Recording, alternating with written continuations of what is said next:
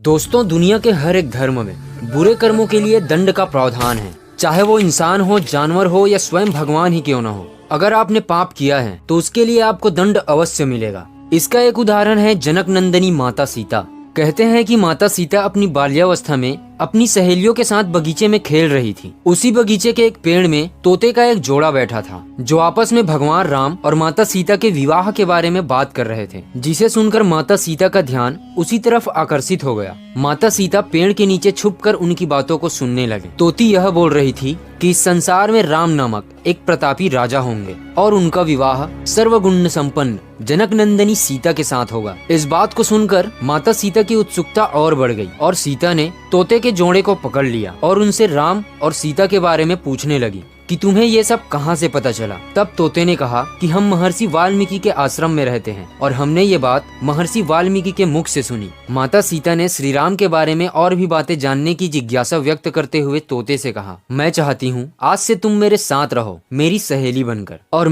मेरे राम के बारे में मुझे बताती रहो। यह सुनकर तोते ने कहा, हे सीते, हम आपके साथ आपके महल में नहीं रह सकते क्योंकि हम पक्षी हैं। हमें खुले आसमान में रहना पसंद है। यह सुनने के बावजूद माता सीता ने कहा कि जब तक मेरा विवाह नहीं हो जाता तुम मेरे पास रहोगे। इस पर तोते ने कहा कि मेरी पत्नी गर्भवती है, मैं इसका वियोग नहीं सह पाऊंगा, आप इसे छोड़ दो। तोता माता सीता के आगे बहुत गिड़गिड़ाया, लेकिन माता सीता ने उनकी एक न सुनी और दोनों को अपने महल में रखवा दिया। इस पर तोती को बहुत गुस्सा आया। उसने माता सीता को श्राप देते हुए कहा कि जिस तरह तू मुझे मेरी गर्भावस्था में मेरे पति से दूर कर रही है, ठीक उसी प्रकार तुझे भी अपनी गर्भावस्था में अपने पति का वियोग सहना पड़ेगा। ऐसा कहकर उस तोती ने अपने प्राण वहीं पर त्याग दिए। इसके कुछ समय बाद तोते ने भी अपनी पत्नी के वियोग में अपना दम तोड़ दिया। ऐसा माना जाता है कि इसी तोती के श्राप की वजह से माता सीता को अपनी गर्भावस्था में भगवान राम से दूर रहने का वियोग सहना पड़ा।